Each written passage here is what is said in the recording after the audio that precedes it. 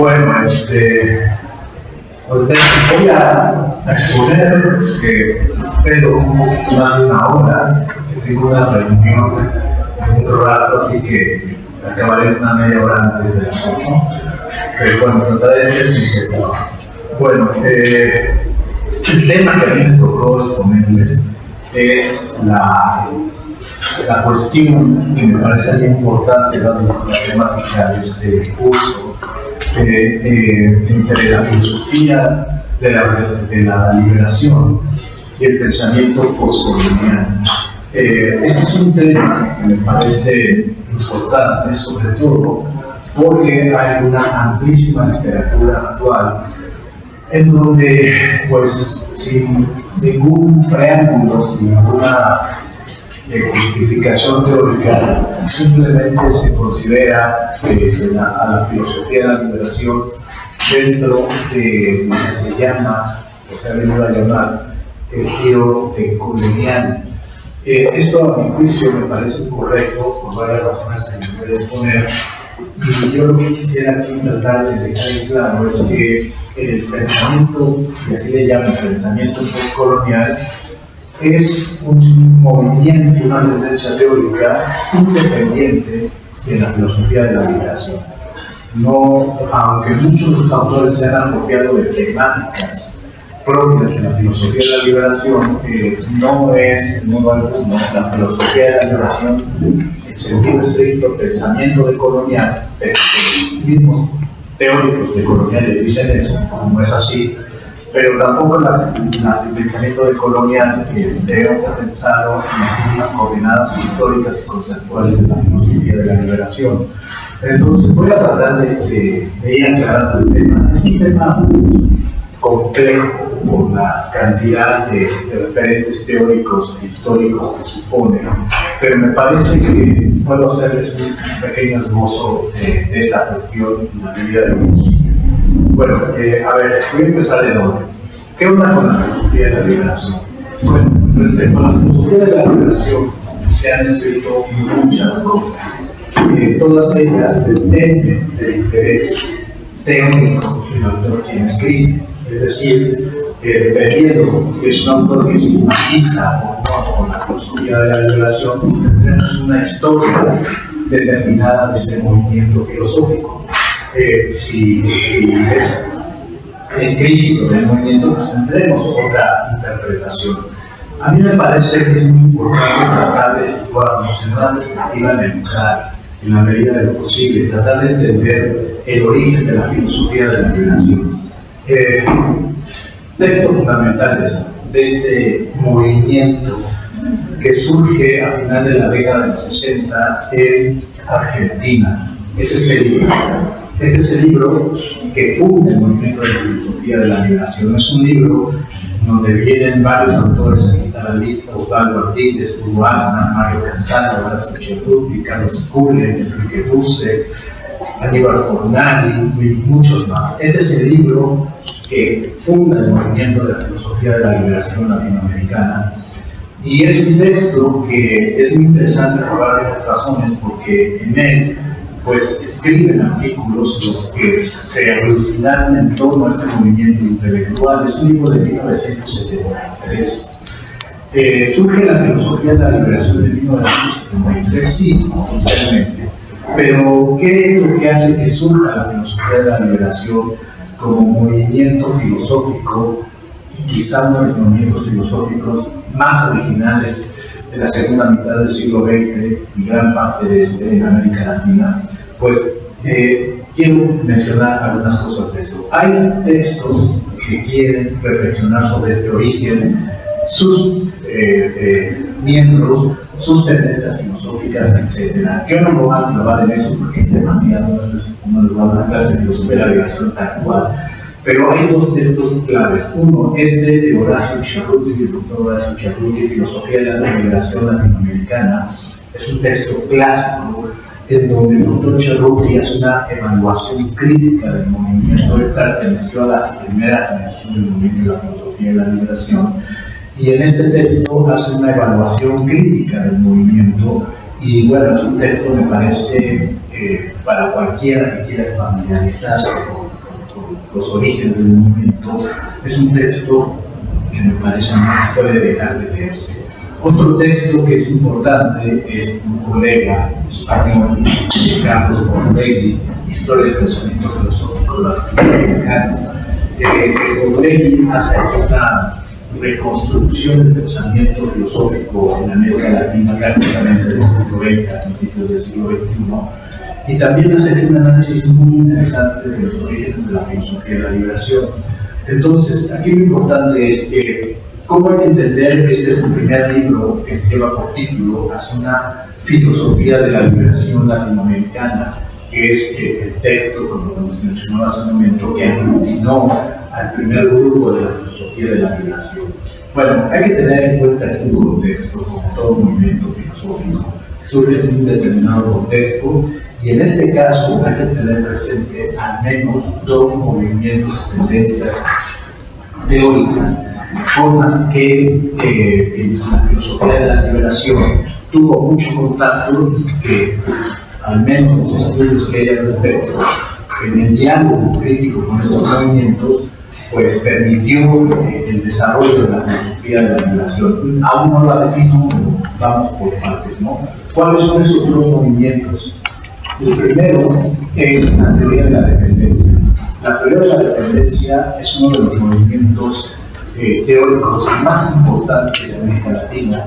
Entre estos autores de la teoría de la dependencia, pues son varios los que podemos mencionar y que son sumamente importantes para desarrollar las tesis con las que van a dialogar los teóricos de la dependencia, de la filosofía de la liberación. Quizá uno de los más importantes es el señor que hablaba conmigo de él, André Hundertranck. Este es un clásico del doctor Hundertranck, América Latina, su desarrollo o revolución. Enzo Paleto, Octavio Los Santos, Hundertranck, Ronald Marín, etc. Todos estos autores, la mayoría economistas, sociólogos, son parte de esto que se llama teoría de la dependencia. ¿Qué es la teoría de la dependencia? Es una teoría económica que se opuso a las tesis de la teoría llamada etapista.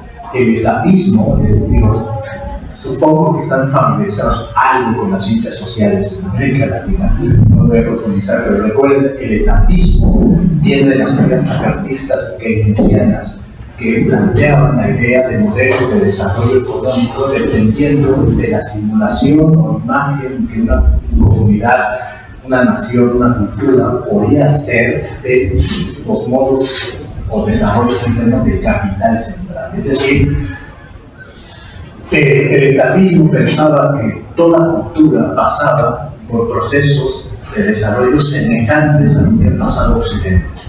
Un proceso natural, un proceso de desarrollo industrial, uno de consolidación de capital financiero, etc. El etapismo pensaba que el subdesarrollo en América Latina, como en otros países de lo llamado tercer mundo, estaban exactamente en desarrollo porque no habían logrado pasar por las etapas correspondientes. Esa es la idea del etapismo, ¿no? Entonces, esa teoría del etapismo tuvo mucho auge en América Latina hasta mediados del siglo XX. Cuando surge la teoría de la dependencia, lo que se muestra es el error de esa concepción económica. ¿Qué es lo que plantea la teoría de la dependencia? Que es un desarrollo. No se explica por que no se ha transitado por la etapa previa que se supone debe pasar una cultura para alcanzar ese desarrollo necesario, sino porque hay una relación de poder asimétrica entre un centro y una periferia. Esa es básicamente la teoría que plantea la teoría de la dependencia. Todos estos autores que les he mencionado, economistas, sociólogos, filósofos, contribuyeron con teorías muy rigurosas para explicar cómo la transferencia del valor de la periferia al centro por medio de todo este sistema complejo de capital financiero y capital mundial, pues era lo que no permitía que hubiera un necesario desarrollo sostenible en sentido económico y, por supuesto, todo lo que implica, ¿no? Bueno, esa es una de las teorías que estaba coexistiendo con los planteamientos de la filosofía de la liberación. Y bueno, ¿cuál es la otra tendencia teórica que está presente en todo este desarrollo? Bueno, la otra tendencia teórica es la teología de la liberación. La teología de la liberación es uno de los grandes movimientos críticos en América Latina, es específicamente latinoamericana la teología de la liberación, y constituye una de las críticas más, digamos, pensadas, más sostenidas, más sistemáticas que se llevó a cabo en esta época a todo el sistema capitalista, a todas las expresiones de este sistema, desde el punto de vista del compromiso que algunos teólogos asumieron con respecto a los sectores más desventajados de la sociedad. La teología de la liberación surgió en Brasil y es uno de los movimientos que causó un cisma en la Iglesia Católica, que siempre había tenido una injerencia enorme en todos los procesos políticos y culturales, no solo en América Latina, sino en todo Occidente. Y bueno, la teología de la liberación lo que vino a mostrar era que era necesario convertir el tema del cristianismo no solo en una expresión de un conjunto de creencias religiosas, sino parte de una praxis política y cultural. Este tema me parece súper importante porque la teología de la liberación tuvo un éxito muy grande en América Latina. Muchos teólogos de la liberación participaron en los movimientos de liberación en Centroamérica y, bueno, jugaron un papel determinante en la caída de ciertos regímenes dictatoriales, en el surgimiento de ciertas democracias, etc. No voy a profundizar en el tema, hay mucha bibliografía especializada al respecto, pero uno de los miembros o algunos miembros de la filosofía de la liberación militar, la teología de la liberación, basta pensar en Juan Carlos Escanone y en el propio Enrique Dussel, que puede ser que me voy a centrar. Entonces, ese sería el otro núcleo teórico desde el cual hay que pensar el contexto en el que surge la filosofía de la liberación. Hay un tercer núcleo que a mí me parece importante, pero que no estoy seguro de que haya tenido una injerencia en el surgimiento de la teología de la liberación. La filosofía de la liberación, a mí me consta, yo hice mi tesis de licenciatura sobre el pensamiento de Enrique Dussel. De hecho, ese texto que escribí es fue el primer libro en español que se escribió sobre el pensamiento de Enrique Dussel. Yo cuando estudié el pensamiento del doctor Dussel, por supuesto, todo esto, pues constaté de que esta tercer núcleo que algunos autores como Borley sostienen que influyeron en la filosofía de la liberación, a mí no me parece que haya constancia de eso, es algo independiente, muy afín a muchos temas de la filosofía de la liberación, pero que está en otra ruta teórica. Algunos lo conocerán, es la del pedagogo brasileño Paulo Freire, que desarrolló a principios de la década de 70 una concepción de la pedagogía, una pedagogía crítica, centrada en el concepto de concientización. Este concepto es muy interesante, ha generado toda una escuela desde entonces de pedagogía crítica, que indudablemente es importante, pero se ha centrado sobre todo en Brasil. Y la influencia de Freire en la filosofía de la liberación no es palpable ya de manera muy tardía, y donde sí tuvo mucha influencia Freire fue ante todo en la teología de la liberación. Si están familiarizados con la discusión de la teología de la liberación, la teología de la liberación utilizaba lo que se llamaban las bases eclesiales. Las bases eclesiales eran los grupos de personas que se organizaban por barrios, por distritos. Las bases de las bases estas teológicas de cristianos comprometidos, utilizaban métodos extraídos de la pedagogía de Freire para ir de barrio en barrio generando grupos que creaban redes entre sí para desarrollar pues, trabajo de campo, trabajo reflexivo muy interesante. Todo esto viene, pero en uno de los textos también clásicos al respecto, es de este señor Philippe Bergman, La teología de la liberación.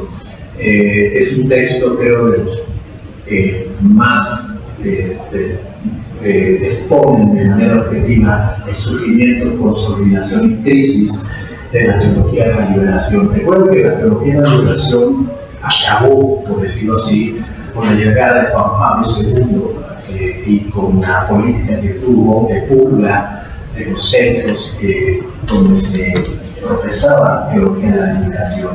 Yo mismo fui profesor hace años, empecé mi maestría aquí en Lima. Era profesor del Instituto Franciscano de Teología y Filosofía, que está aquí, por Adolfo Barboa. Y por decisiones de allá de Roma ya no nos dejaron dar clases, que no éramos sacerdotes, ¿no? Entonces eso era una forma de ir sacando a gente que no tenía nada. Porque claro, uno decía que por qué no hablaban de estas cosas, no que uno discutiera filosofía y menos filosofía de la liberación, teología de la liberación, ¿no? Entonces, todos estos temas son muy interesantes, pero ¿qué tiene que ver con la filosofía de la liberación? ¿Qué es la filosofía de la liberación? Bueno, aquí voy a remitir a un escrito mío que publiqué hace ya un tiempo al respecto. Y solo quiero mencionar algunas cosas para tratar de entender cómo surge este movimiento.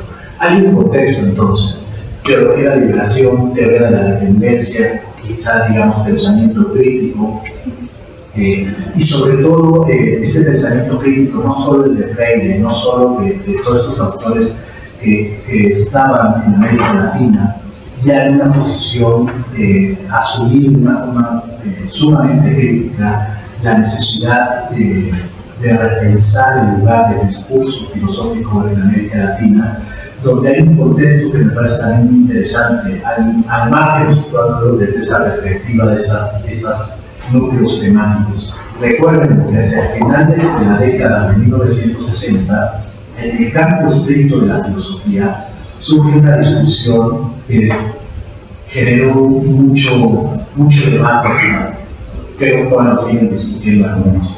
Esta discusión la generó un filósofo peruano llamado Augusto Salazar Bondy. Salazar Bondy fue un pensador muy interesante, que escribió un librito, se me olvidó, pero lo pueden encontrar en el siglo XXI, que es clásico. Existe una filosofía de nuestra América. Es muy interesante ese libro de Salazar Bondy porque si ustedes están familiarizados con el tema de la filosofía en América Latina y concretamente en México, ese tema no era nuevo, ya era un tema que había ocupado a muchos pensadores en América Latina, a Alberti, a Samuel Ramos, a muchos otros, y existía un pensamiento específicamente americano. Esa pregunta de si existía una filosofía de nuestra América era para Salazar Bondy una pregunta por una situación epistémica y cultural específica. Es decir, lo que se preguntaba Salazar Bondy era por qué no se podía generar en América Latina una reflexión propia. ¿Qué quería decir Salazar Bondy con propio? Una reflexión que se enfocara a los problemas específicos del país, del lugar en donde se está. No repetitivo, no, como dice este curso, sucursalero, no pensar que está siendo importado y que simplemente se adapta a lo mejor que puede, ¿no? ¿Cómo se puede pensar originalmente? O quizá de manera filosófica más precisa, ¿cómo se puede pensar originalmente? Esa era la pregunta que se hacía Salazar Bondy, ¿no? ¿Cómo podemos hacer que la filosofía fuera una verdadera reflexión de la situación en la que se vive, ¿no?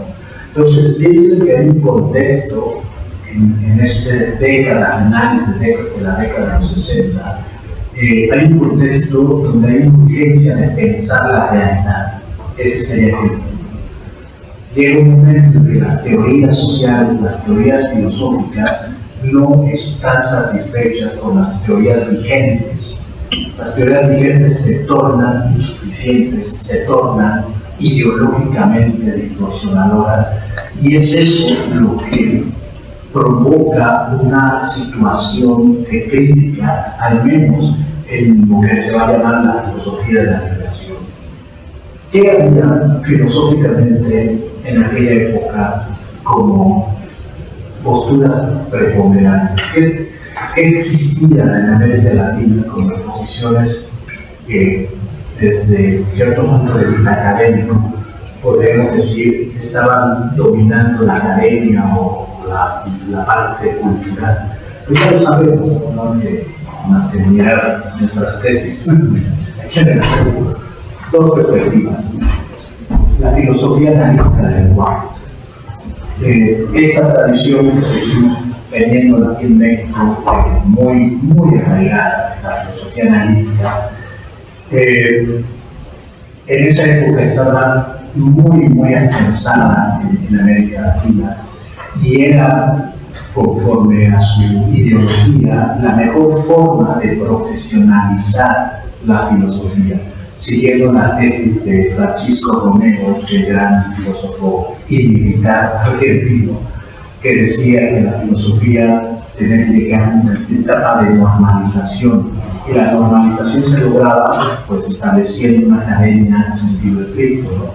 Sobre la filosofía analítica del lenguaje está enquistada en el poder académico en México.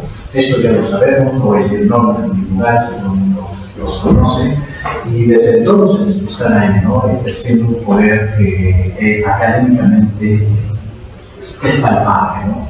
Que la otra tendencia con la que estaba peleada la filosofía analítica eran los marxismos, de toda cepa, desde los más ortodoxos en el sentido específico del stalinismo, del maoísmo, del leninismo, hasta los revisionismos estructuralistas estilo Althusser, ¿no?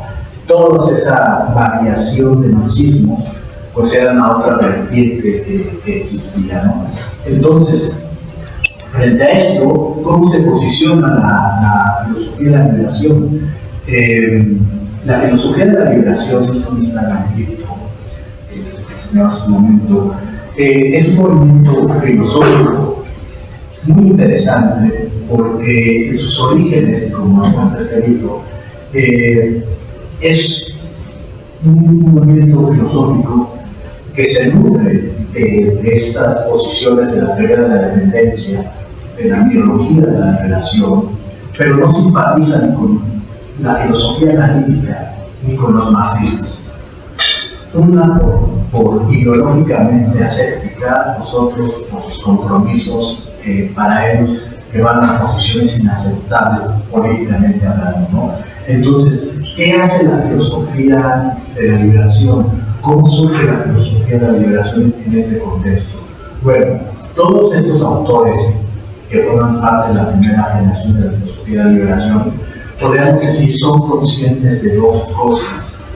Primero, que la América Latina, que tanto se menciona en las discusiones de Antonio Caso, de Vasconcelos, de Ramos, de Alberti, de todos los grandes filósofos que hablan de América Latina, es una construcción, vamos a llamarla así, culturalista. América Latina es una denominación cultural de un proceso histórico del cual hay que hacer una crítica de esa manera en que se ha construido la gran narrativa identitaria de lo latinoamericano. O sea, los filósofos de la liberación alcanzaron una conciencia de base bíblica histórica más, digamos, vasta de la que había llegado los filósofos de la cultura, por ejemplo, en México. Samuel Ramos y compañía, Don Paz y etcétera, que también habían planteado cosas en ese estilo, pero no habían llegado a eso. por decirlo en términos un poco, perdón, en la tradición de estos temas Foucaultianos, la cuestión para ellos era que las narrativas identitarias de los latinoamericanos eran un dispositivo de poder. Era una forma de generar identidades, pero identidades a partir de la aceptación de una narrativa que esconde contradicciones y formas de dominación muy específicas. Segundo, que lograr esta crítica de este dispositivo de poder, de esta forma en la que América Latina se ha convertido en eso, en este dispositivo, es hacer una crítica al sistema de dominación que lo permite. Entonces, si se da cuenta, son dos cuestiones muy complejas, muy profundas, pero que se logran gracias al intercambio teórico que tienen los filósofos de la liberación, con la teología de la liberación y con la teoría de la dependencia. Es decir, ellos se dan cuenta de algo, que pensar desde América Latina es pensar desde las distintas formas de opresión y exclusión que implica hacer un ejercicio reflexivo geopolíticamente determinado. Eso es lo que a ellos les importaba mostrar. Entonces, todo esto lo que hace es tratar de mostrar que la filosofía de la liberación es, de alguna forma, la toma de conciencia de una generación filosófica, en este caso la Argentina, en donde no les basta el aparato crítico vigente de esa época. Es algo súper interesante que podríamos ver como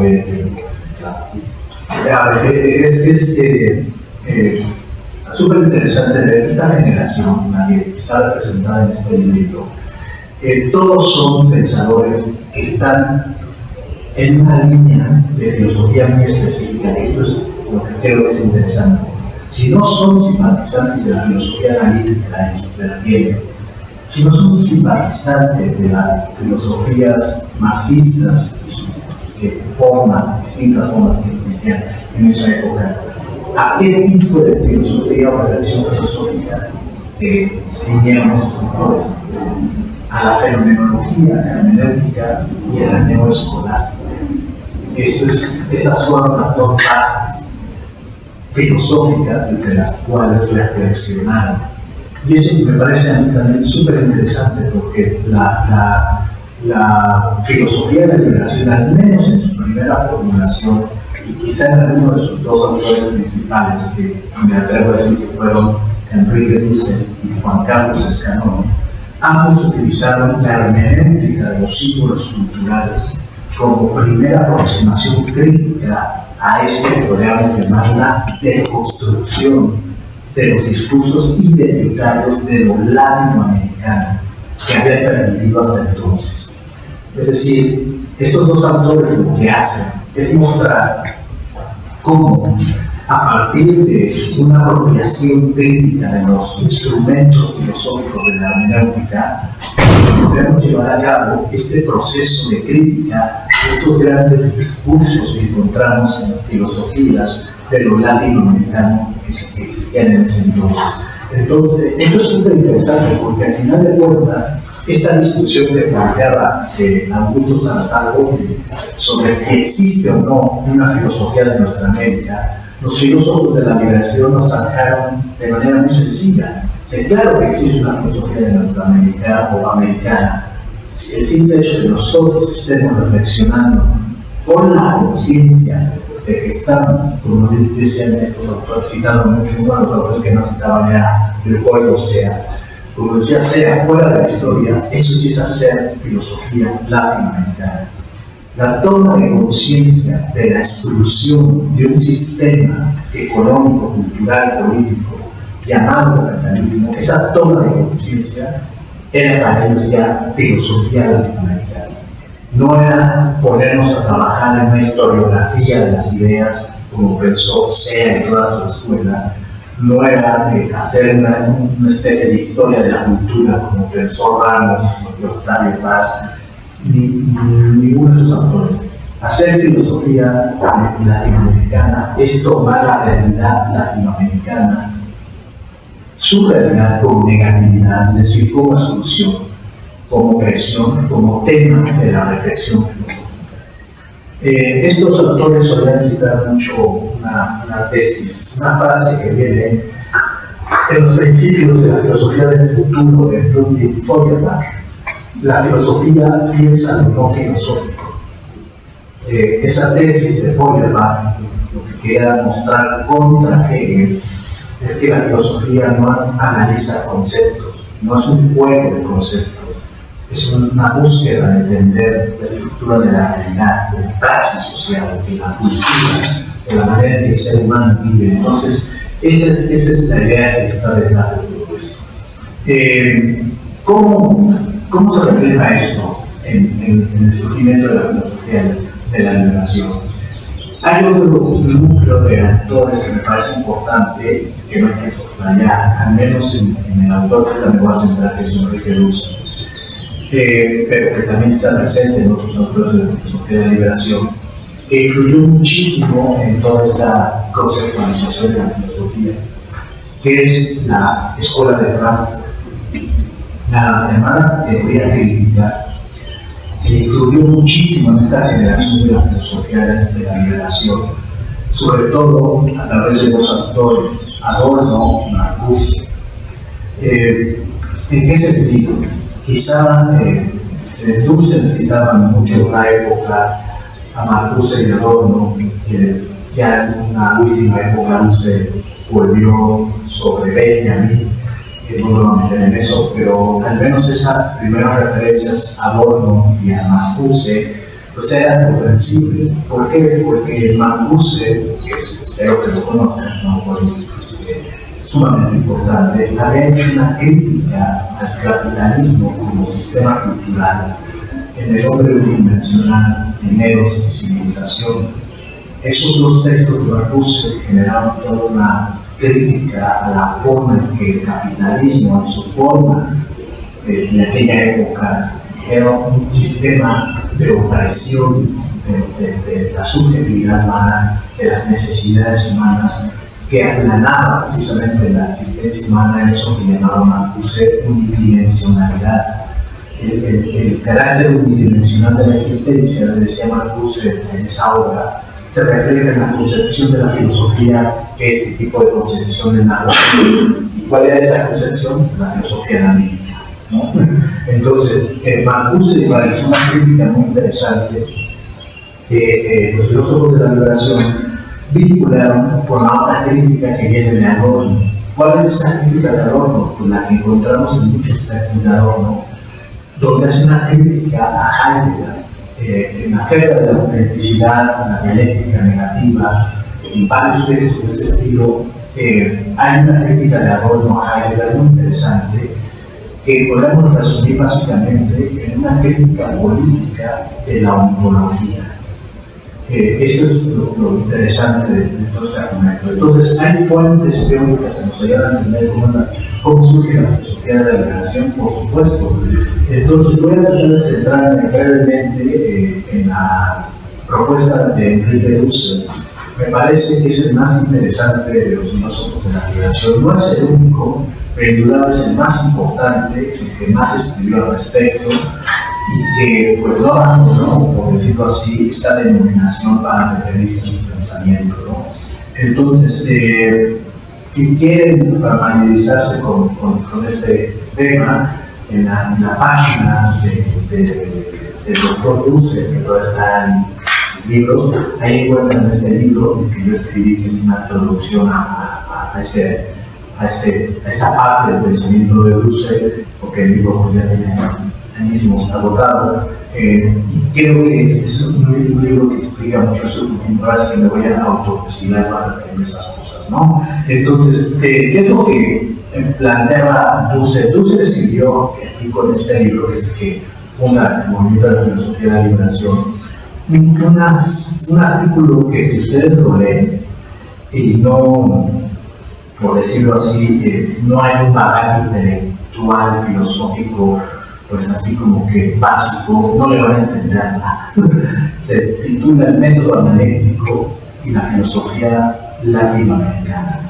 ¿Qué es eso de lo analéctico? ¿Por qué Dussel y Suchet-Simonet es un autor que hablaba mucho de la semántica, de fenomenología, de dialéctica, de Hegel, de todo esto? Y uno dice, bueno, ¿qué onda? ¿Por qué decía todo esto? Bueno, Dussel lo explica muy claramente y no me voy a centrar en eso. Dussel fue un pensador sistemático, vamos a llamarlo así. No era un ensayista, no era un autor de ocurrencias, sino que tuvo un programa filosófico claro desde un principio.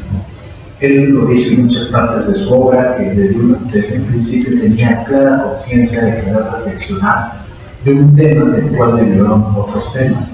América Latina, él decía, quiero pensar el tema que nos plantea el pueblo sea toda una generación, cuál es el lugar de América Latina en la historia. Hay un texto precioso de Leopoldo Sea, que eso quiero que lo vean los que lo conocen, Discurso desde la marginación y la barbarie. Es un texto clásico de Sea, donde plantea muchos de estos temas de los que va a hablar toda esta generación de la filosofía de la liberación. Aquí, en ese tipo de pregunta, de perspectiva, ya es evidente lo que les decía hace un momento, la toma de conciencia histórica y geopolítica de esta generación. Se saben excluidos de un sistema académico, de un sistema intelectual, de un sistema económico, de un sistema social. O sea, la conciencia de la exclusión no solo se vive, como algunos críticos dicen de la teoría del desarrollo, como una exclusión económica. No, los filósofos de la liberación tenían clara conciencia que la exclusión económica llevaba a la exclusión social, exclusión cultural. Por eso yo no estoy de acuerdo con la crítica que le hacen a los teóricos del desarrollo en este libro, los representantes del giro de economía, ¿no? Dicen que los teóricos del desarrollo no se dieron cuenta de eso. Claro que se dieron cuenta, lo expresaron muy bien. No sé por qué dicen eso, pero bueno, esto los tiene, creo, hablado hace una semana con ustedes, mi querido Santiago Castro Gómez, con el cual no estoy de acuerdo con muchas cosas, pero bueno, eso discusiones entre nosotros, ¿no? Pero bueno, aquí lo importante es que Dussel parte de este supuesto, ¿no? Hay un proceso de exclusión histórica. ¿De dónde viene esa exclusión histórica? Esa es la pregunta que se hace de Dussel. ¿De dónde viene este sentimiento de inferioridad? Si han leído a Samuel Ramos, ¿se acuerdan cómo Ramos recurría a, ¿cómo se llama este psicoanalista? El sentimiento de inferioridad. ¿Cómo se llama? ¿no? De crear un sentimiento de inferioridad en el mexicano, en el latinoamericano, que lo sentíamos siempre menos que los demás, ¿no? Entonces, Ramos decía, no, pues hay que buscar el psicoanálisis para entender ese sentimiento. Bueno, Dussel y los filósofos decían, no hay psicoanálisis, no hay sentimiento de inferioridad. Estamos oprimidos por un sistema llamado capitalismo de hace 500 años y eso ha tenido un efecto cultural. Por eso Dussel, cuando empezó a hacer su filosofía, decía de dónde viene esta toma de conciencia de estar fuera de la historia o de estar en este lugar desconocido. Para ello, Dussel intentó, elaboró, utilizando, porque él estudió filosofía en la Universidad Complutense de Madrid y después hizo estudios en historia en la Universidad de la Sorbona en París y también estudios en teología en Alemania. Durante ese periodo que estudió Dussel en París, conoció a un filósofo muy importante, Paul Ricoeur, que seguramente conocen. Ricoeur, en esta época, ya ha escrito una serie de trabajos muy importantes que, si conocen la hermenéutica filosófica contemporánea, sabrán que hay dos grandes hermeneutas, Gadamer y Ricoeur. La diferencia entre Gadamer y Ricoeur en sus hermenéuticas es enorme. ¿Por qué? Porque Ricoeur se centra en una hermenéutica de los símbolos culturales, a diferencia de la hermenéutica de Gadamer, que es una hermenéutica que se centra en el fenómeno de la lingüisticidad, de comprender, fusilándose a su maestro Heidegger. Entonces, Dussel estudia en París con Ricoeur Y de Riquet toma muchos elementos para desarrollar lo que él llama una antropología filosófica de América Latina, a partir de lo que él denominaba la reconstrucción de las visiones del mundo que subyace al mundo latinoamericano. Para eso utiliza la hermenéutica de los símbolos culturales de Riquet. Si uno lee las primeras obras de Husserl, que se me olvidan, son los textos, es una trilogía antropológica: el humanismo semita, el humanismo helénico y el humanismo de la antropología de la cristiandad. Cuando uno lee esos libros, y pensando en que Husserl era un filósofo que se interesaba en América Latina, uno dice, bueno, ¿por qué un filósofo que se interesa en América Latina se dedica a estudiar la antropología de los pueblos semíticos, la antropología de los pueblos indoeuropeos, la antropología cristiana? Pues porque dice Husserl, esas antropologías, esas visiones del mundo están dentro de nuestras representaciones de lo latinoamericano. Es decir, lo latinoamericano es, por el proceso de conquista, este proceso de hibridación entre esas concepciones de la naturaleza humana que pugnaban en esas antropologías, y hay un proceso complejísimo histórico desde donde pensamos o nos pensamos desde esos entramados simbólicos y ontológicos. Esto me parece súper claro. Piensen ustedes en cualquier manifestación de lo latinoamericano, es una mezcla de elementos indígenas, de elementos católicos, de elementos de mucho tipo. Eso es lo que hace la hermenéutica cultural, comprender esos núcleos simbólicos y deconstruirlos para poder apropiarnos de lo que llamaba Husserl, siguiendo a Riquet, el núcleo ético-mítico de toda la cultura. La finalidad de esto, ¿cuál era para Husserl? Hacer una crítica a un tema súper importante, que todavía Husserl aquí no, estamos hablando de 1965, no lo determina en esos términos, pero este es uno de los temas centrales de la filosofía de la liberación y que el pensamiento decolonial hace apropiado. La crítica al eurocentrismo. Lo que hace Husserl en estas primeras obras es ya llevar a cabo una crítica al helenocentrismo y al eurocentrismo, que supone esa concepción del ser humano en la cultura que está planteado en el modelo griego. Nuestra universidad, no me refiero solo a la UNAM, sino en general nuestro sistema educativo está cargado a ese ideal griego, ese ideal indoeuropeo. Y lo que hace precisamente Husserl es mostrar cómo ese ideal griego está en la raíz de nuestra autocomprensión histórica. La finalidad era entonces para Husserl cuestionar el concepto de historia universal unilateral que se plantea en ese entonces, que interpreta el acontecer histórico desde el concepto de desarrollo. Este concepto de Blinkum, usted lo encuentra en la introducción a las lecciones sobre la filosofía de la historia de Hegel, no sobre la historia de la filosofía de la historia, que es otro texto. Entonces, si ustedes se leen la introducción a de Hegel, ahí utilizan al hartazgo este concepto Blinkum, que es el desarrollo. Para Hegel es el desarrollo del Geist, del espíritu. El espíritu se desarrolla, dice Hegel, de oriente a occidente. Esa es la idea de Hegel. Entonces el espíritu va de lo menor a lo mejor, ¿no? Y encuentra su desarrollo, autodesarrollo y realización en occidente. La mejor manera de entender estas tesis eurocéntricas, que no solo son de Hegel, son de Kant, son de Hobbes, son de Locke, son de Hume, todos los grandes pensadores que ven del mismo razón. Todos pensaban en esos términos, ¿no? Hay una centralidad de la cultura, de la civilización europea, por la cual deben de pasar las otras culturas.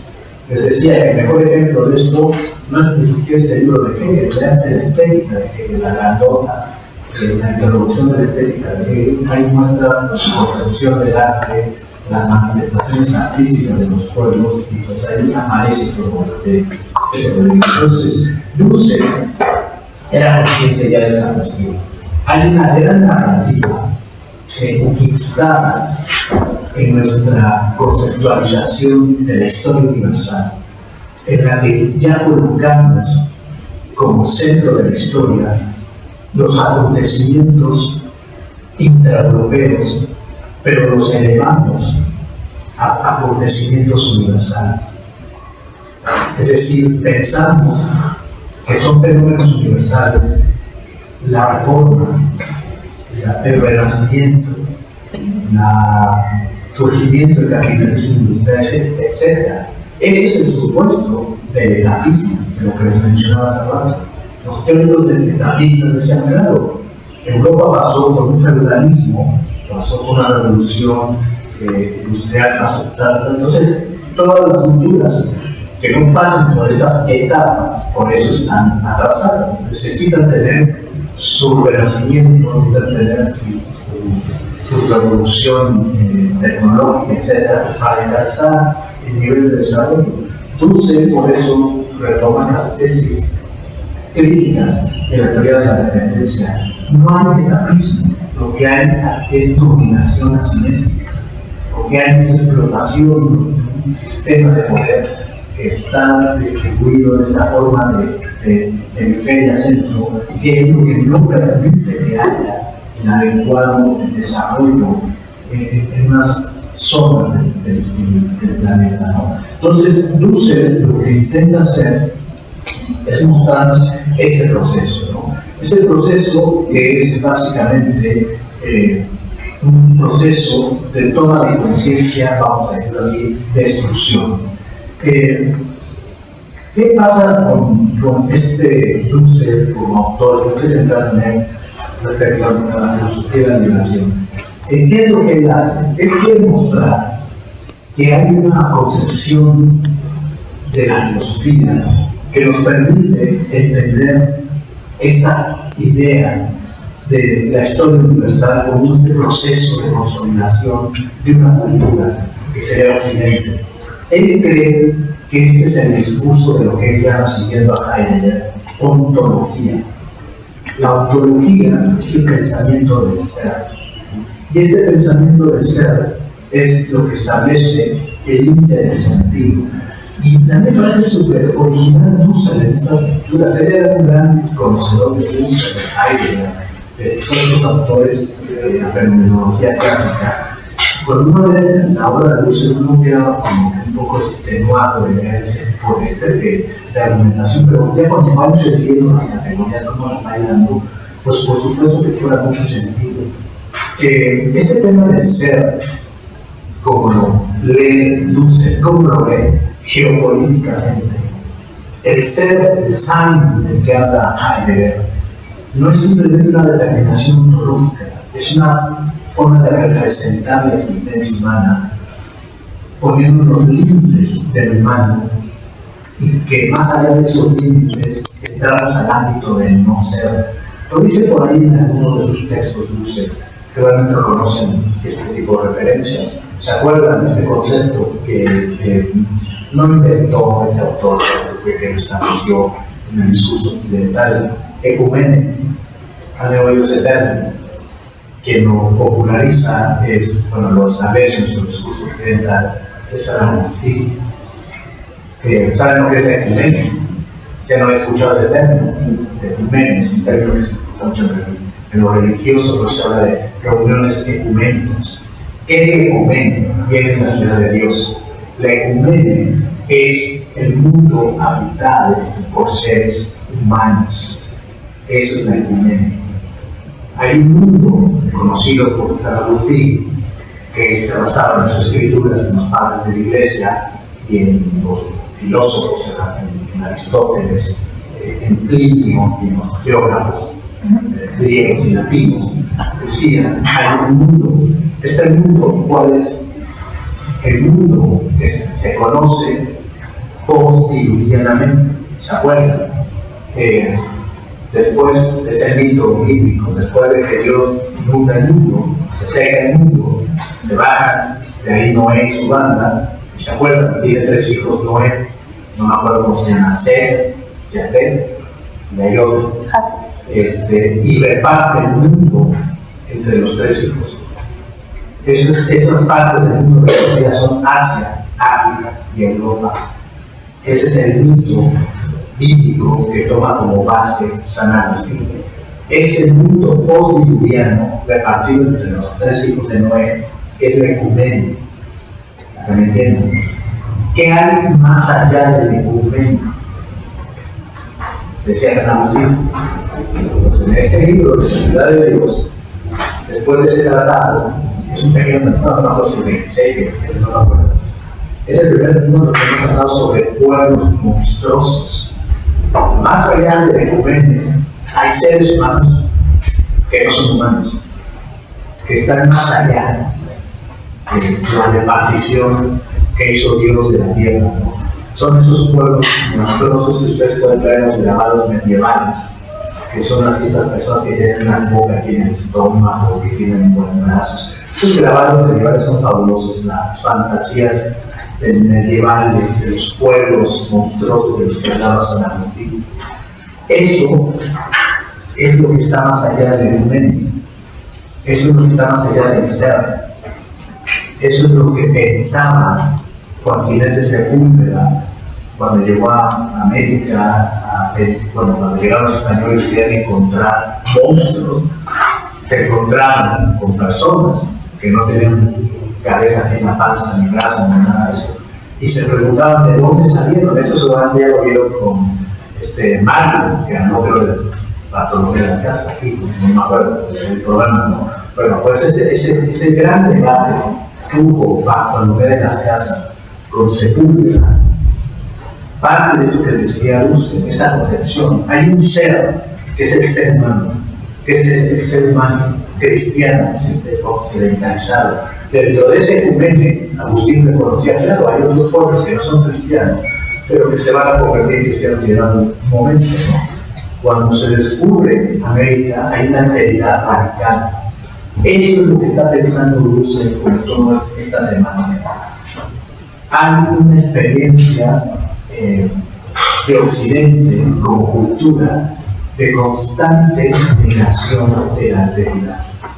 Este ser que se pone como en sentido de las cosas convierte al otro en negación, volviéndolo monstruo, como sería el caso de Agustín, volviéndolo pagano, volviéndolo infiel, volviéndolo subhumano, etcétera, etcétera, etcétera.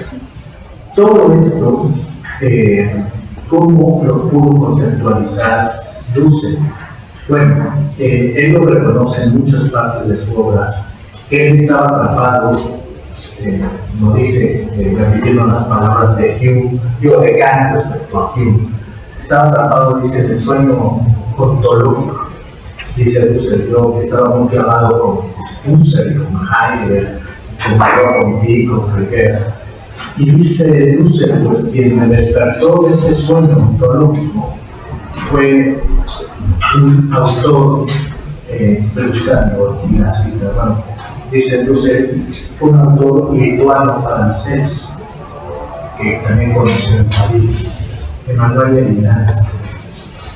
Dussel lee un libro de Levinas que se titula Totalidad e Infinito, ensayo sobre la exterioridad. Si no conocen a Levinas, pues si quiero que lo lean, es un autor interesantísimo, que es fenomenólogo, que estudió él con Husserl, con Heidegger, pero bueno, era judío. Esa experiencia que él vivió como judío, pues, los judíos, otra de las figuras de la alteridad radical para Occidente. Levinas escribe en este texto pues el tema del otro. Este tema del otro le impactó mucho a Dussel después de leer a Levinas, Y lo que hace Dussel es incorporar la crítica a la totalidad. El concepto de totalidad es con lo que Levinas describe el ser. El ser es totalidad, el no ser es exterioridad. Y esa exterioridad del ser es lo que quiere pensar la filosofía de la liberación. Eso que está más allá del ser, eso que es exterioridad, es lo que llama otro Levinas. Entonces, Dussel había escrito en 1972 un libro que se titula La dialéctica hegeliana.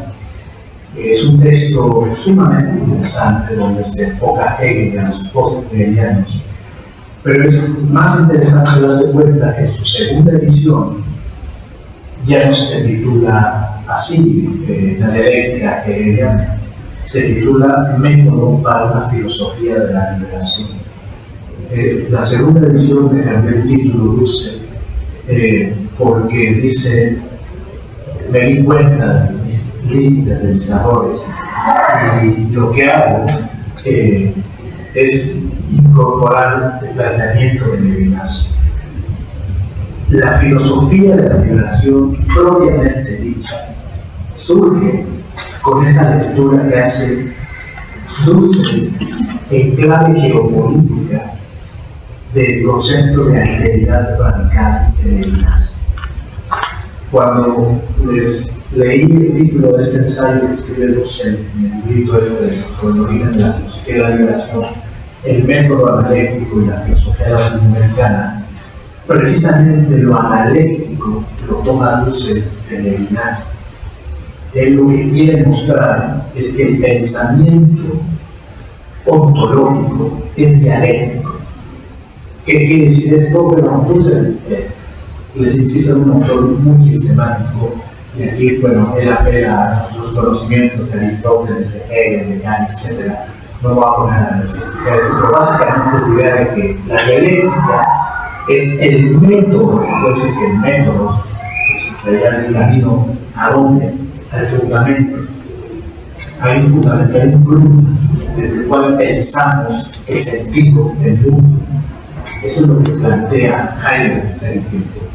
Este mundo tiene un fundamento, y ese fundamento, yo por medio de la comprensión, llego a él.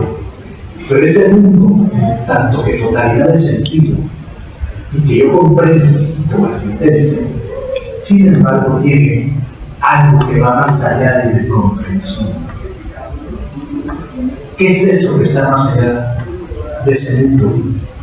Que es una totalidad de sentido. El otro, en sus distintas manifestaciones, como mujer, como minoría étnica, como anciano o anciana, todas estas formas de actividad de seres humanos en una situación de exclusión sistemática, de un sistema que nos invisibiliza, son para Dussel, conforme esta terminología que toma de Levinas, lo que está más allá del ser. No lo vemos en el sentido estricto del término, ahí están, pero no forman parte de nuestro mundo, de mi mundo, no tienen ningún peso significativo. Todo esto ha sido muy abstractamente, bueno, esto es lo que permite Levinas a Dussel con todo lo que yo tenía en el canal desde la matriz teórica de la teoría de la dependencia. O sea, fíjense cómo la ciencia social crítica y una filosofía crítica abstracta como la de Levinas se la conjugan, que posee el sistema de pensamiento humano.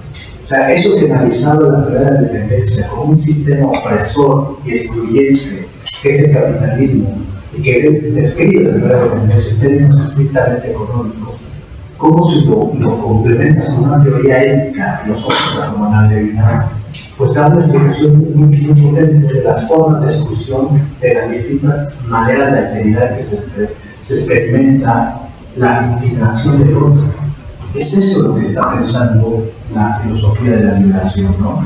Entonces, lo que piensa Dussel a partir de Levinas es esa realidad, que es lo que está más allá del ser. De hecho, Levinas escribió un libro después de este texto de Totalidad del Infinito, que se titula De otro modo que ser, más allá de la esencia. Eso es un texto también muy complicado, pero básicamente lo que dice Levinas es que lo que constituye la experiencia primera del ser humano es la responsabilidad ética por el otro. Esa experiencia primera, dice Dussel, nos muestra cómo hay una cultura, la cultura de la civilización occidental, que está basada, dice Dussel, retomando muchos términos de Levinas, en el primado del egoísmo, en el primado de la identidad, en el primado del ser.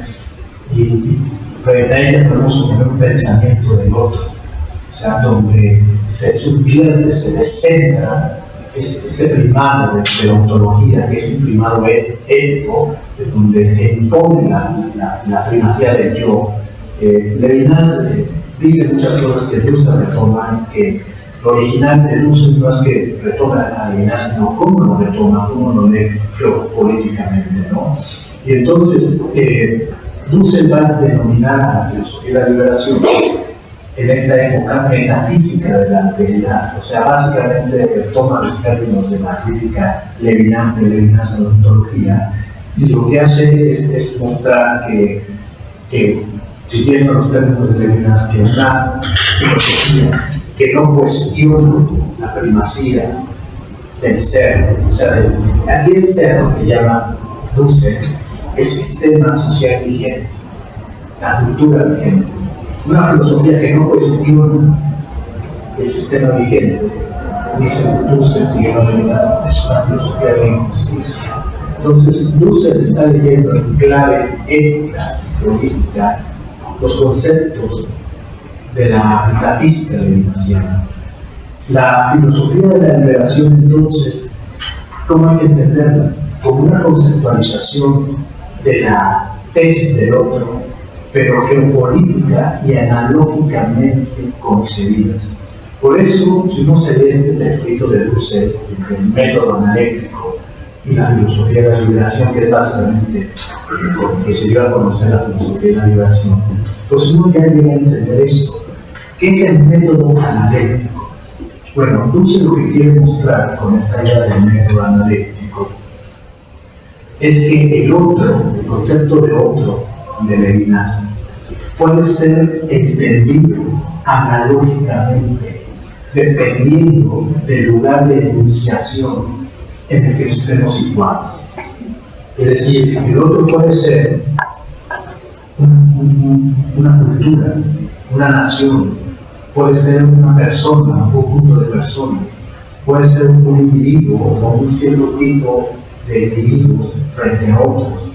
Por eso Dussel, en su desarrollo de su filosofía de la liberación, habló de distintos niveles de concreción analógicos de la relación con el otro.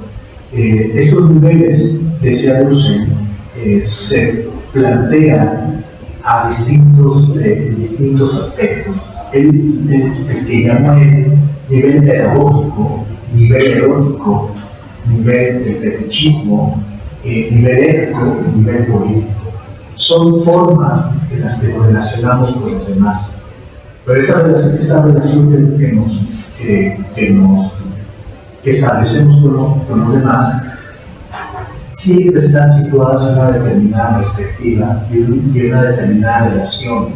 Es decir, lo que quiere mostrar Dussel es que el otro siempre se concreta analógicamente de cierta manera, dependiendo del sistema o situación de opresión o exclusión en el que se vive. Piensen ustedes, lo dice aquí Dussel, dice, el otro, absolutamente de otro de Levinas, es concretizado analógicamente.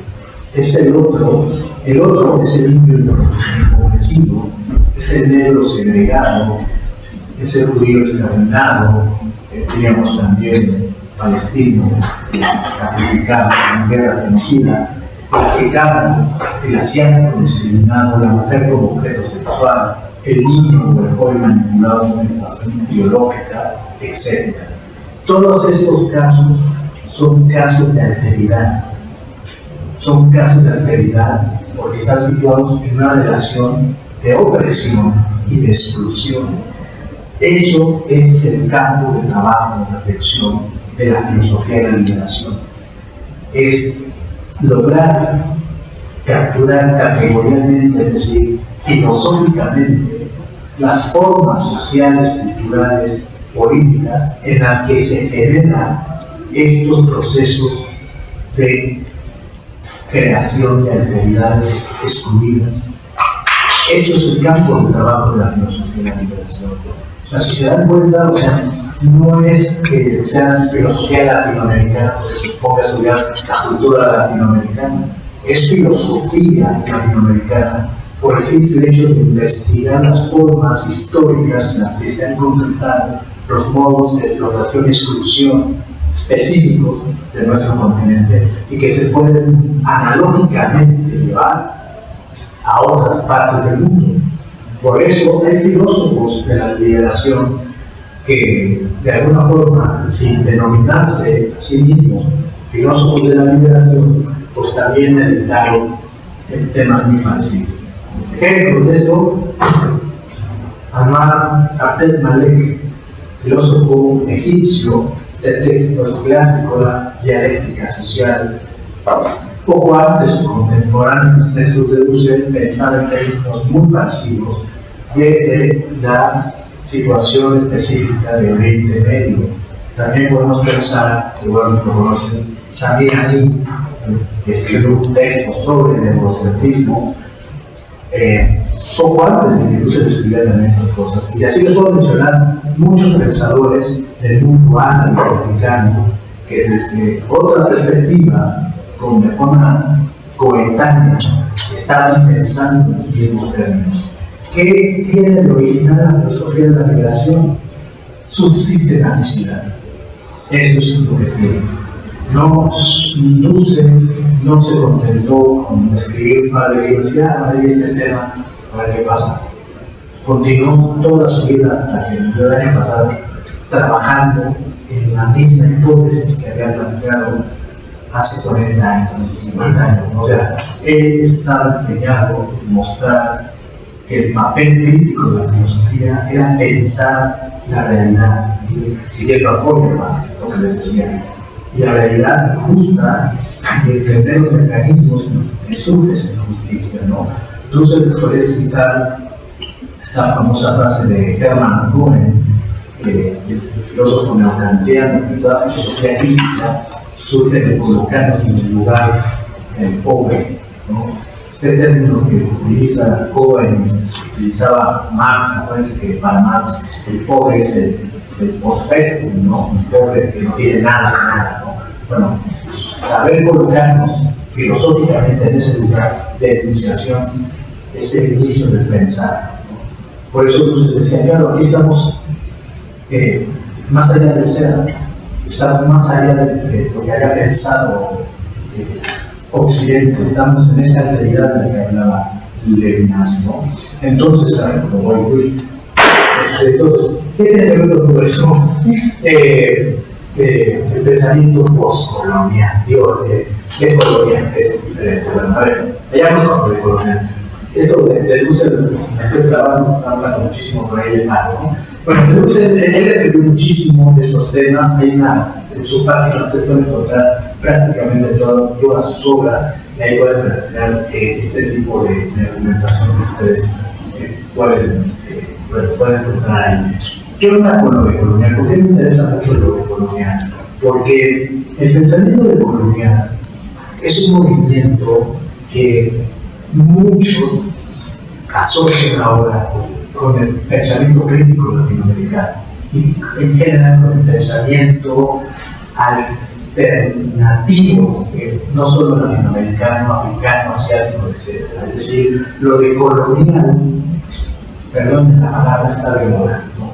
Se ha vuelto una moda académica y todo el mundo, para tener una beca o tener mucho tiempo, le ponen de colonial, ¿no? Entonces, hay que irse con cuidado con eso, ¿no? O sea, me parece que son etiquetas que a veces ocultan más de lo que dicen o a veces no dicen lo que quieren plantear.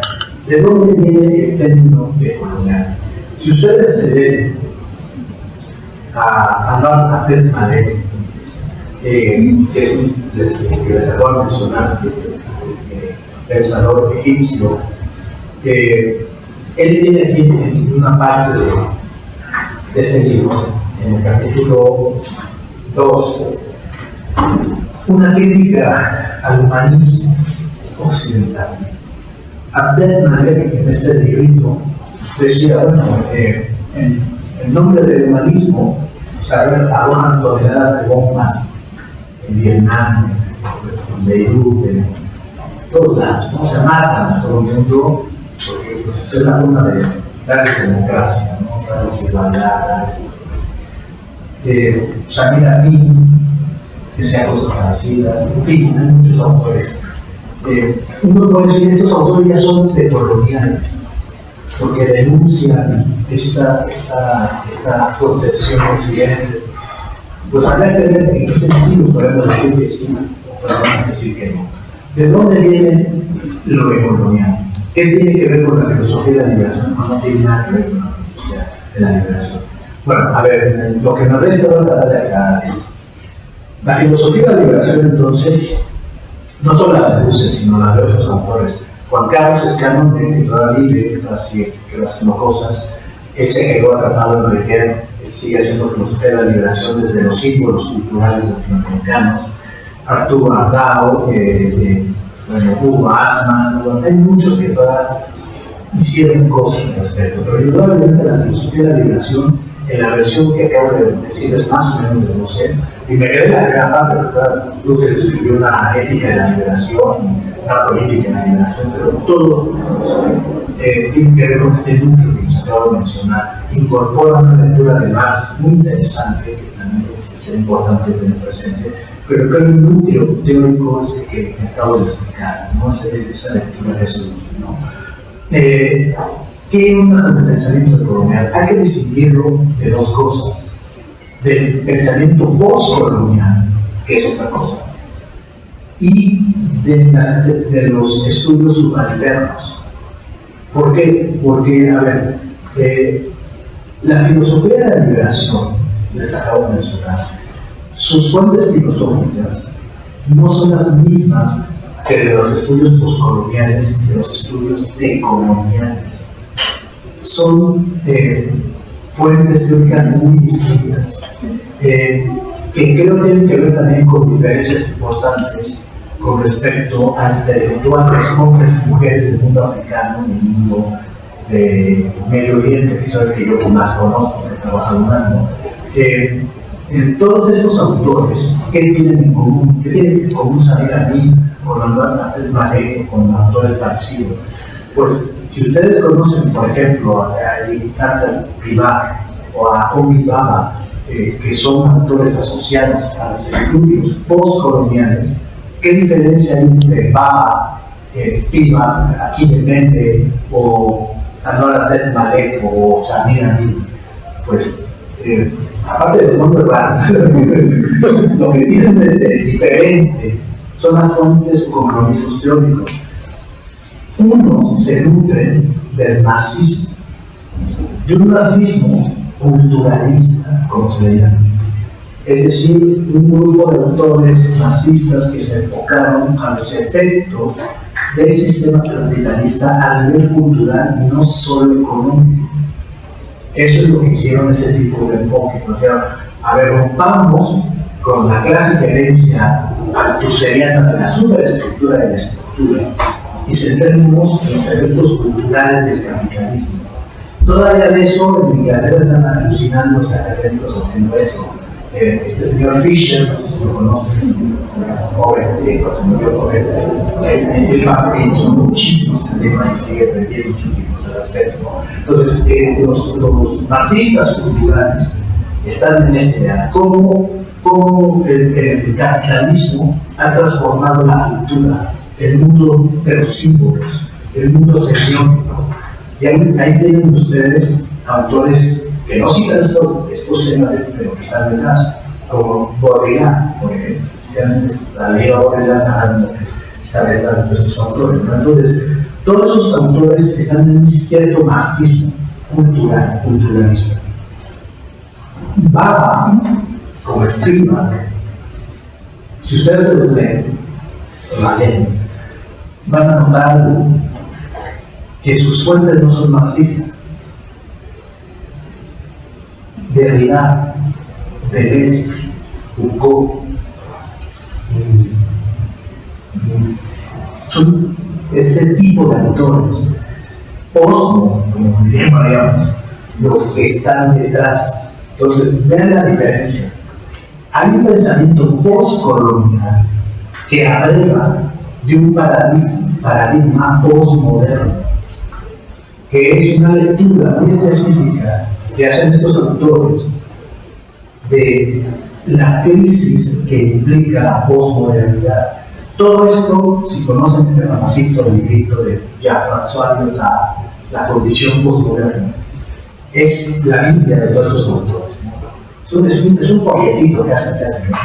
Pero ahí, si lo recuerdan, Lyotard introduce una serie de tesis que provocaron la ira de Habermas, en donde hablaba del fin de la modernidad.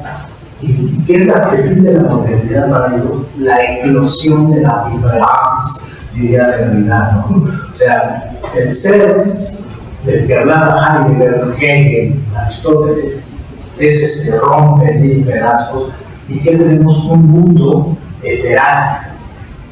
Ya no es el mundo postmoderno, ya no es el mundo polarizado de un occidente y un oriente, entre un mundo desarrollado y un mundo subdesarrollado. Es un mundo como una especie de cristal. ¿Cómo se llaman estas cosas que vemos? El caleidoscopio, el mundo es eso, ya se han perdido las fronteras. Tu post lo que muestra es precisamente eso.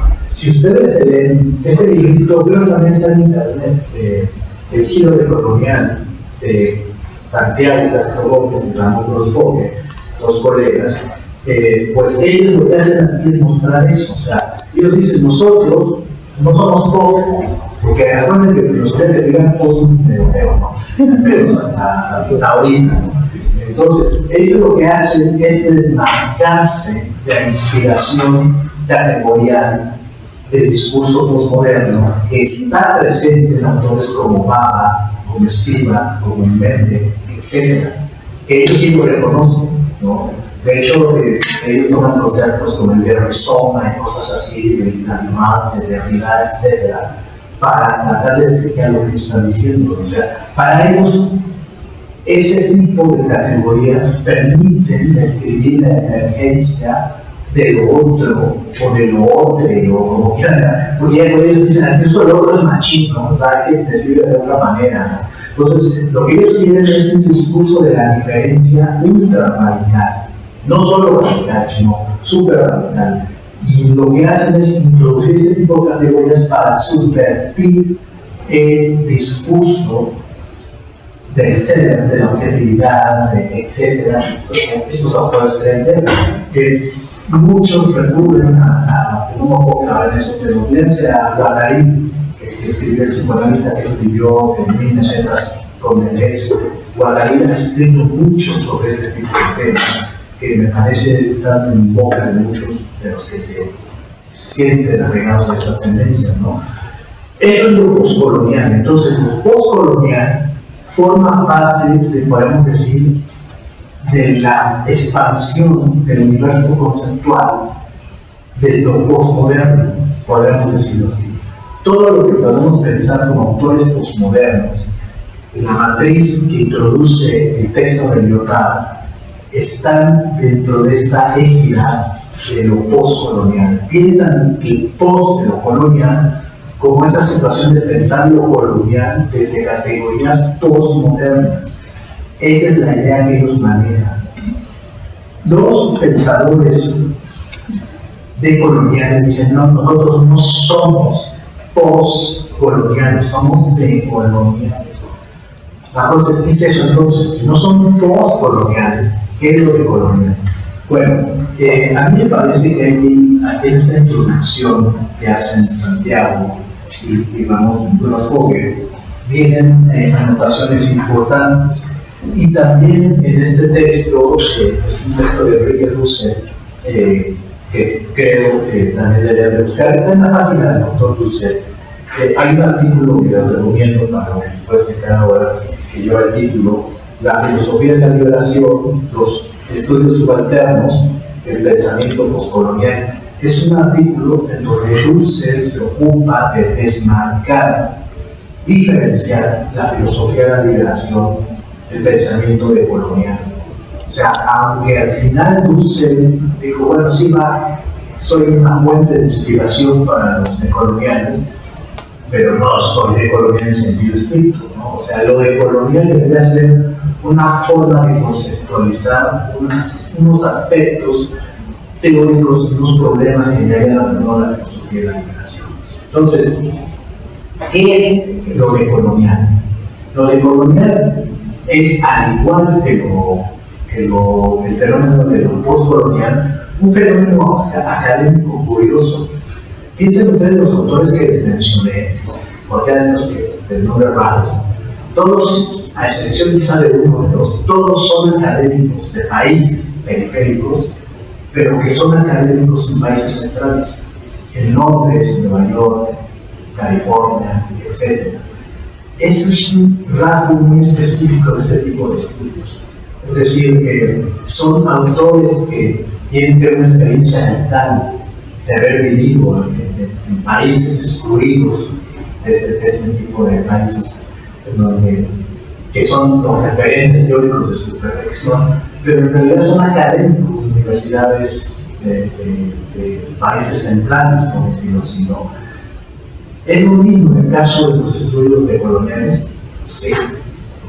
Todos los autores que ustedes pueden ver aquí, o son profesores de universidades de Estados Unidos, o son académicos en universidades latinoamericanas, pero que prácticamente se la viven en Estados Unidos, o sea, que saben lo mismo. O sea, son autores que sí tienen su plaza aquí en UNAM, pero se la viven en Nueva York, ¿no? O sea, el típico fenómeno latinoamericano. Entonces, así son. Entonces, esto, ¿por qué pasa? ¿No? Yo me acuerdo mucho que nos decía Dussel, a los que trabajábamos con él, ¿no? Que cuando uno escribe en español, nadie me lee, fuera de los colegas, los alumnos, que tienes que escribir en inglés, que tienes que ir a los grandes congresos en inglés, que tienes que ir a las grandes universidades europeas, estadounidenses, para que te hagan caso. Parece ser que sí, parece ser que sí, y creo que esa lección tan vital para un académico de decir, ¿quién tengo que escribir un paper? Ahora ya les hacían un artículo en inglés para que me hagan caso, me suban en el SNI. Pues parece ser un gesto académico que tiene muy claro. Estos autores decoloniales aprendieron esa lección desde forma muy temprana. Son académicos y académicas que están interesados en estos temas que abordó la filosofía de la liberación, el pensamiento latinoamericano, la teología de la liberación, que causan llamativas. Ustedes ven temas de autores como Santiago, Castro Gómez, Mahmoud Foguer, Eduardo Mendieta, bueno, todos los que forman parte del grupo nunca mencionan a la teología de la liberación. Eso me llamó la atención mucho, ¿no? Pero bueno, tengo mis sospechas, pero no hablar de eso. Entonces, es interesante ver que estos autores son autores que piensan desde el centro de una universidad norteamericana problemas que para ellos son vitales y que están mirando siempre hacia el sur, ¿no? Por decirlo así, ¿no? Entonces, ¿cuál es la experiencia de estos autores? Algo muy importante, primero, voy a decir, si pensamos en el tiempo, son autores que están forjados en otros paradigmas. Ellos no trabajan, no conocen o conocen como que parcialmente la discusión de la teología de la liberación y la teoría de la dependencia. ¿Cuál es su paradigma de ellos? es el paradigma del sistema mundo. No sé si conocen ese paradigma, esa teoría, es la que desarrolló Emanuel Wallenstein. Emanuel Wallenstein es un gran sociólogo que desarrolló, creo que está publicado en el siglo XXI, sus textos, estos son 3 tomos del sistema mundo. Bueno, ellos estudiaron con Wallenstein y están muy enemigos con este paradigma del sistema mundo. Este paradigma lo que muestra es que la teoría de la acumulación capitalista originaria pues está equivocada en un sentido fundamental, que no era la acumulación generada por la revolución industrial, sino por la emergencia del sistema económico mundial iniciado con el descubrimiento de América. O sea, básicamente es ese desplazamiento temporal, por decirlo así. Ya no es el siglo XVII o inicio del XVIII, es el siglo XVI, ¿no? Donde se origina la modernidad, ¿no? Entonces tienen una visión de los orígenes de la modernidad diferente. Esto influye mucho en su lectura general de lo que llamamos la modernidad. Ahorita no me he clavado en ese tema.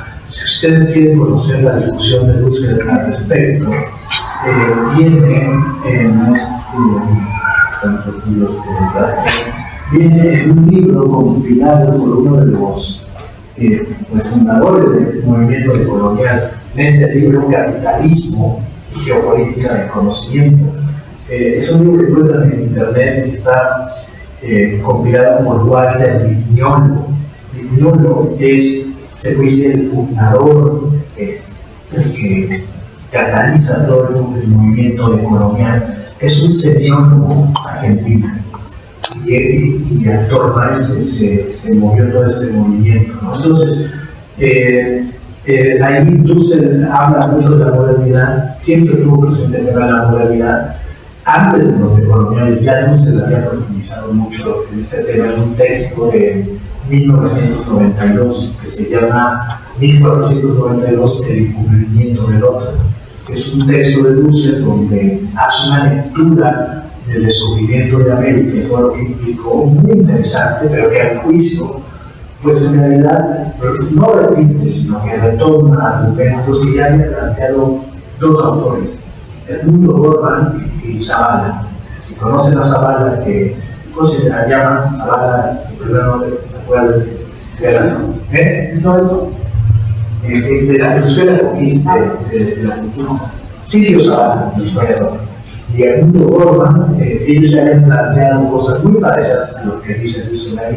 Yo de hecho creo que Dussel los leyó muy bien. No es una lectura muy original, Dussel, de temas que Silvio y Gorman ya habían planteado, ¿no? Entonces el tema de la modernidad es uno de los temas centrales, la discusión de la modernidad, qué significa la modernidad, hacia dónde va, porque si tenemos en cuenta esto, se podrá ver por qué la filosofía de la liberación no es un pensamiento decolonial, porque tiene otra conceptualización de lo moderno, a diferencia de los decoloniales. Entonces los decoloniales tienen la idea de que el colonialismo es un fenómeno que no ha terminado, que el colonialismo no es un fenómeno como ellos creen en sus críticas a la guerra de dependencia, no es un fenómeno económico, sino es un fenómeno cultural. Cuando ellos hablan de cultural, quieren mostrar de que era mismo lo toman en los estudios marxistas culturalistas, de que el colonialismo va más allá de la dependencia económica de un país con otro. Es decir, México, por un ejemplo, ya no es una colonia de España, pero seguirá siendo colonia en la medida en que sigue dependiendo de un conjunto de referentes simbólicos culturales que vienen de la cultura iberia, por decirlo así.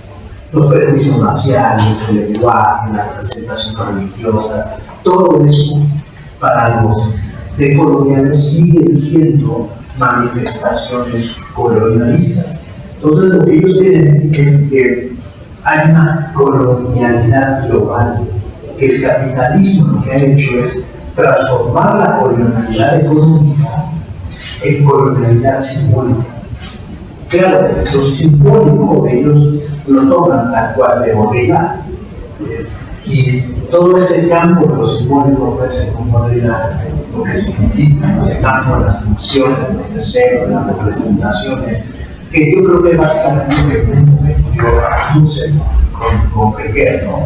Entonces, lo de economía debería ser el pensamiento crítico de la situación de colonialidad o neocolonialidad que se vive. Vivimos todavía en un momento de colonialidad. La colonialidad no se ha agotado a partir de la ruptura del sistema económico del colonialismo. Los neocoloniales dicen que no, que ahí está el punto importante, y de hecho, por ello ellos hablan de un más allá del paradigma de la dependencia. Ellos creen que la expansión del núcleo constitutivo del capitalismo, que es lo que ellos llaman este núcleo fuerte, se ha transformado pero no se ha agotado. En ese sentido, tampoco estaría de acuerdo con los postmodernos, porque los postmodernos creen que la modernidad ya acabó. Los decoloniales dicen, no, la modernidad no ha acabado, se ha transformado en un sistema mucho más complejo, ¿no? Que sería eso que ahora se llama capitalismo afectivo, capitalismo simbólico, capitalismo financiero, etc. O sea, todas las formas de capitalismo que ya no está centrado en la forma específica de la explotación corporal y de intercambio de mercancías, ya para ellos sigue siendo modernidad pese a todo, ¿no?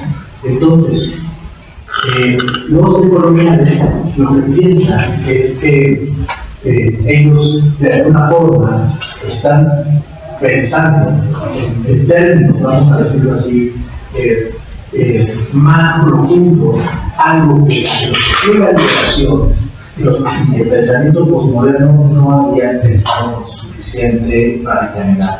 ¿Cuáles son estos aspectos que según ellos no habían pensado estas tradiciones? Dos ejemplos de los que creo están. Lo que ellos llaman la epistemología localizada. Tanto todos los autores que les acabo de mencionar hablan de esto, de lo que llaman geopolítica del conocimiento. ¿Qué es eso de la geopolítica del conocimiento? Bueno, lo que ellos intentan describir con esto es que el pensamiento decolonial lo que está luchando es por descolocar la idea de que el conocimiento se genera desde una perspectiva cero, por decirlo así. Que todo conocimiento esté enraizado en prácticas culturales, tradicionales, milenarias o quizá no, pero que responden a necesidades situadas. Todo conocimiento es situado. Y lo que ellos están buscando mostrar es que el conocimiento, lo que llamamos conocimiento, está distorsionado por una visión eurocéntrica del mismo. Que pensamos el conocimiento en términos eurocéntricos, pero vemos que el conocimiento científico, es un conocimiento básicamente elaborado desde la perspectiva de la experiencia de la construcción de epistemes que nace en Occidente. Miren, esto es un tema súper interesante. Yo hace años di una conferencia plática, no se sabe que hay en México universidades interculturales. Bueno, esas universidades interculturales solo están en zonas donde hay diversidad étnica e intercultural, no la van a poner en Egipto, ¿no? Entonces, es una cierta diversidad, ¿no? Entonces, yo fui a dar una conferencia en Pascua. Entonces, ahí en la universidad está, pues, había leído esos autores, entonces sabían más o menos del tema. Y me preguntaban eso, que no sabían cómo responder, porque ellos decían, bueno, a ver, en esta universidad, que depende de la sede, pues tenemos un currículum. Pero en ese currículum nos dan ciertas materias, ciertos cursos en tales cosas, pero no nos permiten incorporar saberes tradicionales, ¿no? O sea, ahí hay mucha presencia purépecha. Y lo que ellos dicen, bueno, es que hay una serie de conocimientos tradicionales de nuestro pueblo que no forman parte del currículum, porque dicen que eso no es conocimiento. Entonces yo decía, ¿cómo le hacemos todo el país? Y me digo, no, y para las autoridades, y hay que subvertir esta visión egocéntrica, ¿qué es eso? ¿No? Entonces, porque dicen, hay formas de curar, de tratamientos, de cultivo, etcétera, que no responden a nada, porque pues no están enfocadas a las necesidades locales, ¿no? Y ellos decían, pues queremos incorporar ese tipo de conocimiento a nuestro currículum. Ese es lo que ellos, los decoloniales, buscan. Si ustedes ven literatura decolonial, siempre está enfocada a prácticas localizadas, que son prácticas localizadas epistemes ubicadas en grupos culturales específicos. No es lo mismo la necesidad de un yoruba que de un bantú, no es la misma necesidad en la meseta mongólica que en el norte de África. Cada una de estas responde a experiencias vitales distintas y hay que saber escucharlas y incorporar ese conocimiento a las prácticas locales, ¿no? Todo esto viene analizado en este libro de Walter Mignolo, Historias locales, diseños globales. Es uno de los textos básicos de la teoría colonial de Mignolo. Mignolo, en este texto, en esta idea de América Latina, de idea colonial y de opción de colonial, pues plantea todo esto que les estoy comentando. Entonces, si se dan cuenta, ese es uno de los puntos, ¿no? La perspectiva del pensamiento situado, ¿no? La otra matriz, junto con esta, es la crítica al concepto de raza. El concepto de raza lo trabajó mucho uno de los miembros de este grupo, bueno, no eran miembros, pero lo hicieron miembros de nuestro programa, Aníbal Quijano. El sociólogo Aníbal Quijano es uno de los que trabajó muchísimo el concepto de colonialidad, del poder y del saber en clave racial.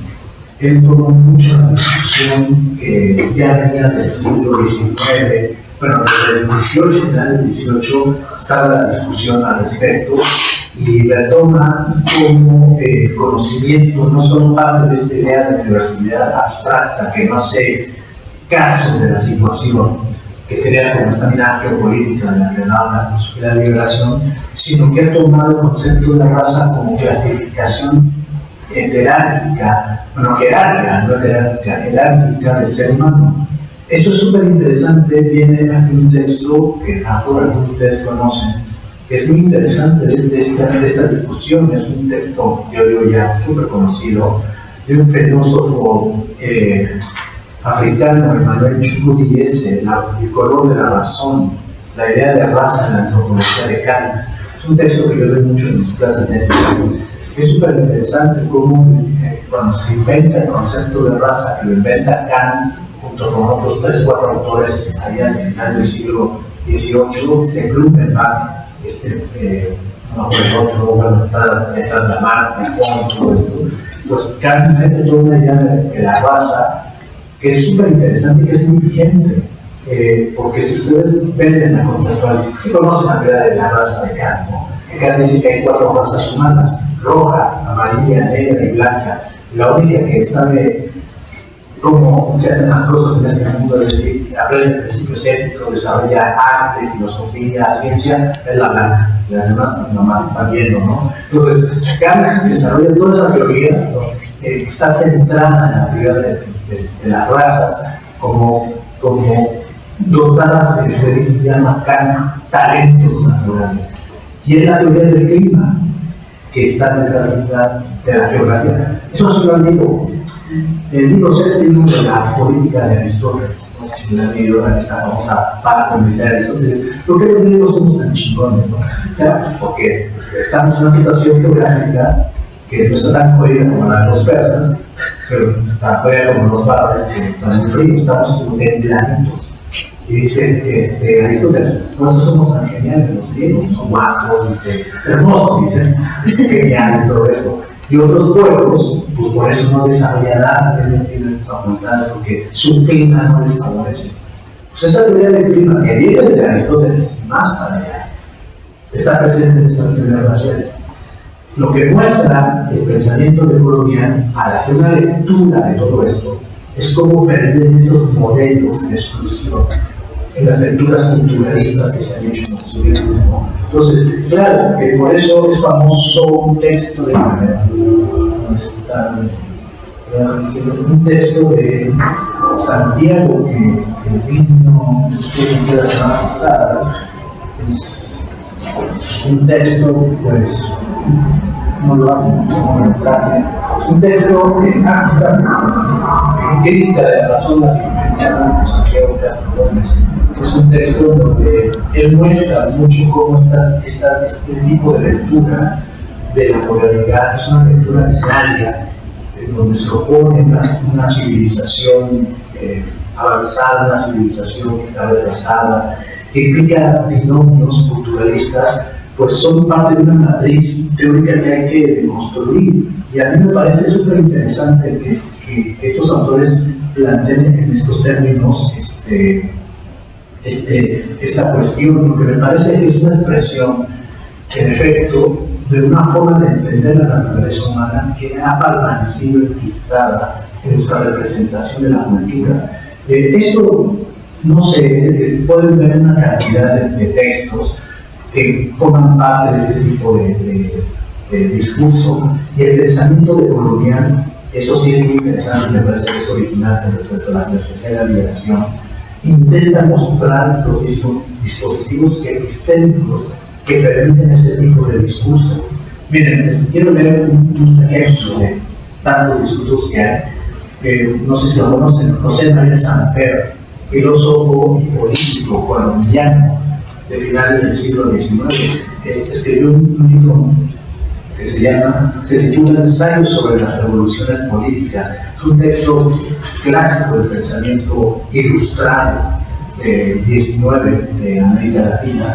Pero vean qué frase, qué afirmación hace, que es una de las tantas expresiones con las que el pensamiento colonial se vuelve para deconstruir y reconstruir esos lugares de movilización, ¿no?